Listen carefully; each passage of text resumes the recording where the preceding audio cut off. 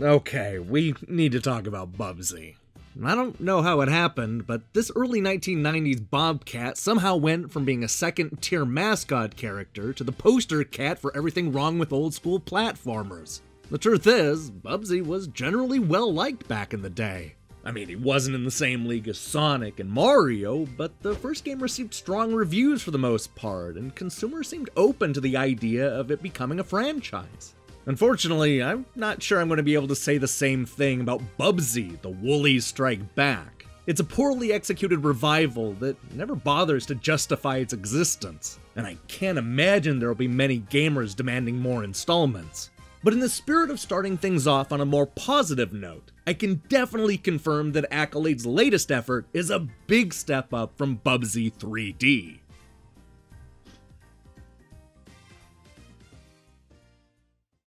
Look, I want to see Bubsy succeed. I may not have been a huge fan of the old 16-bit game, but I do feel the sands of time have done the Bobcat wrong.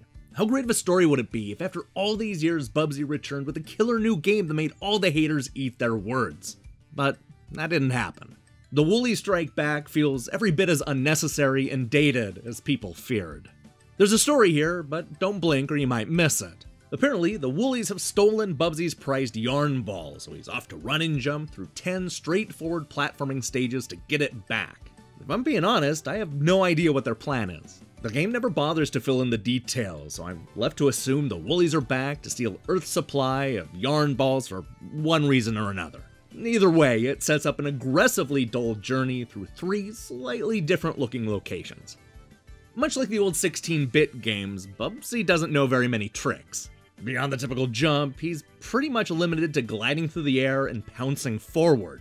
The pounce move is new and allows you to defeat alien enemies in more ways than simply jumping on their heads. You can also break rocks with the pounce move, something that comes into play in later levels.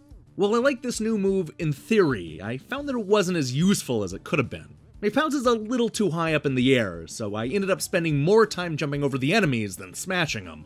Of course, the real problem with the Woolies Strike Back has little to do with the gameplay. In fact, I'd probably make the argument that this is one of the best playing Bubsy games yet, though that's damning with faint praise. No, the real problem is that every aspect of the game is completely forgettable.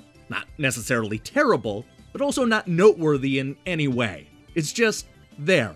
That's a shame, because there probably is a way to make Bubsy the Bobcat relevant in 2017. This just ends up being a painfully generic platformer with nothing new or interesting to say. Hell, they don't even bother with a story. In fact, it barely feels like a Bubsy game. If you told me that this started its life as an original IP before violently shoving a known mascot into the game, chances are I'd probably believe you. The old school Bubsy games weren't like that. Sure, they weren't exactly known for having memorable level designs, but at least you got to ride on a train, go to the carnival, and climb a giant tree. And that's just the first game. Bubsy and Fractured Furry Tales had stages based on Alice in Wonderland and Jack and the Beanstalk. There's nothing even remotely that interesting in the Woolies Strike Back. We get the usual grassy village, a mountainous desert area, and then an outer space level where we're stuck on an alien ship. None of these are particularly original or creative, and the whole thing will take you no more than 90 minutes to complete. Now, to be fair to the developer, they have given us multiple tasks to complete in each of the stages. Most of them revolve around beating the level without dying, or collecting enough keys to open up a locker full of yarn balls. The problem is that there's no incentive to do any of this.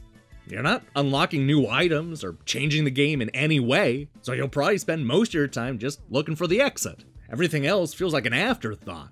It's also worth mentioning that the bosses are terrible. They all look the same, even though they have different attacks in the 3 iterations. And much like everything else in this game, I doubt I'm going to remember what they look like when I'm reminded this game exists a few months from now.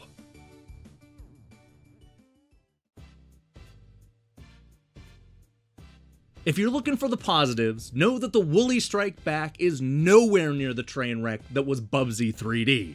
It generally controls well, and the brand new look is okay.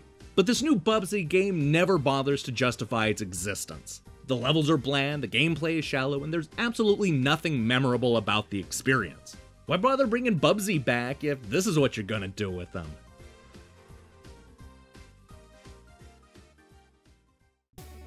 Hey, thanks for watching our review. So here's the question of the day. What can Accolade do to make Bubsy relevant for the 21st century? Here's what they should have done. It's a revival, so Bubsy should be older and fatter and, I don't know, maybe a little bitter. He's angry that he's no longer in the spotlight and goes off on a journey to regain his former glory. Have it be a commentary on aging entertainers who've been left behind. I don't know, get some has-been child star to voice, and you could have a real poignant character arc. That's what I think, at least. Anyway, you should listen to me talk about Bubsy on the new Game ENTHUS podcast. Links in the details below. I also strongly recommend you click that subscribe button and support what we're doing here. Until then.